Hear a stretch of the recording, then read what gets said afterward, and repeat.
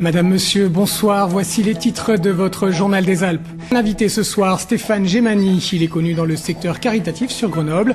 Il annonce sa candidature. Notre invité ce soir s'appelle Stéphane Gemani. Il se présente à la mairie de Grenoble. Avant le jeu des questions-réponses, découvrez ce sujet réalisé par Denis Duguet et Guy L'Hôpitalier.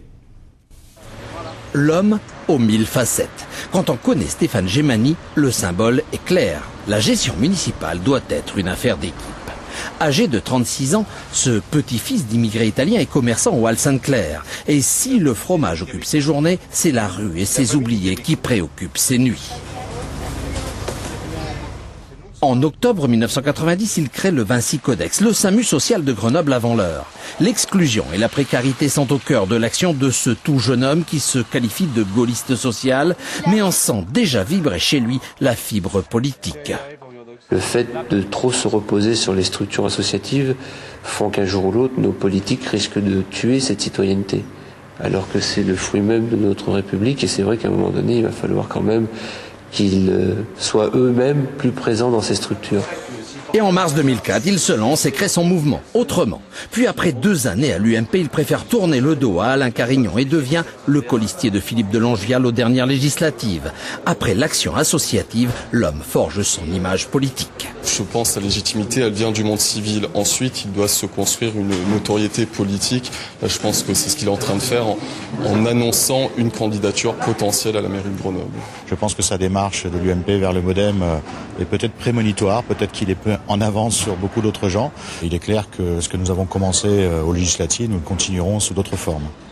Qui de Philippe de Longevial et de Stéphane Gemani se présentera au nom du MoDem à la mairie de Grenoble? Pour quelle politique? Avec quelle équipe? Avant même que l'on connaisse la date des prochaines municipales, l'homme aux 1000 facettes suscite déjà 1000 questions. Stéphane Gemani, bonsoir. Bonsoir. Donc on ne va pas vous poser 1000 questions, peut-être seulement 3 ou 4. Tout d'abord, pourquoi vous lancez si vite dans la bataille des municipales? Les braises des législatives sont encore chaudes. Parce que tout simplement, le débat municipal, c'est un débat d'équipe. Donc il faut former une équipe et il faut la former la plus plurielle possible. Et parce que dans le cadre où je me suis investi, je n'ai pas envie de continuer dans une phase clanique ou sectaire. Il y a des gens intéressants de tous côtés et il est intéressant de les réunir. C'est pour ça qu'il faut démarrer très rapidement si l'on veut construire un avenir à Grenoble.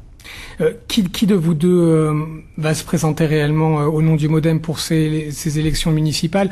On sait que Philippe de Longevial est plutôt basé sur Mélan, alors.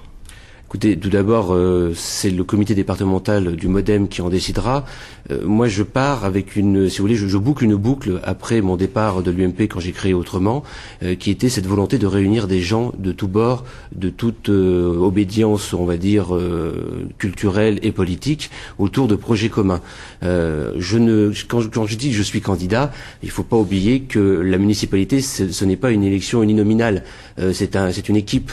Et donc, quelle que soit la place qu'on a dans cette équipe, le but, c'est que cette collégialité fasse que l'on mène Grenoble vers des projets communs et ensemble, avec toutes les personnes de bonne volonté et surtout qui ont les capacités de façon à ce que ce soit rentable pour la ville de Grenoble et il faut s'orienter surtout vers l'efficacité. On l'a vu lundi, Hervé Gerbis déclaré pour l'UMP, pour ces élections municipales. Vous-même aujourd'hui, est-ce que vous pensez, vous avez la trentaine, l'un et l'autre, un peu moins de 40, est-ce que vous pensez représenter une nouvelle génération d'hommes politiques? Écoutez, n'importe comment, oui, on représente certainement une nouvelle génération de par notre âge, mais vous savez, moi je suis pas je prône pas le jeunisme en politique, parce que souvent certains sont atteints de progéria politique, on va dire de vieillissement prématuré malgré leur âge. Le but, c'est d'amener un vrai renouveau en politique, en voulant changer profondément la fonction d'une municipalité, justement en ne basant pas tout sur un égocentrisme, mais sur cette collégialité, sur cette équipe. Encore une fois, une équipe municipale, c'est une équipe, c'est 59 personnes compétentes. Le but est de créer et de catalyser ces gens. Il faut bien se déterminer, est-ce que vous vous situez plutôt à gauche ou plutôt à droite de l'échiquier politique local? Écoutez, une bonne idée, c'est une bonne idée. Il ne faut pas lui mettre une couleur politique. Quand une personne du camp, soi-disant adverse, a une bonne idée, moi je suis prêt à la valider, comme je suis prêt à invalider une mauvaise idée d'une personne qui est dans mon propre camp. Voilà, c'est juste une question de bon sens. Et la politique, c'est une question de bon sens. Très bien. Je vous remercie Stéphane Gemani. C'est moi qui vous remercie. À bientôt.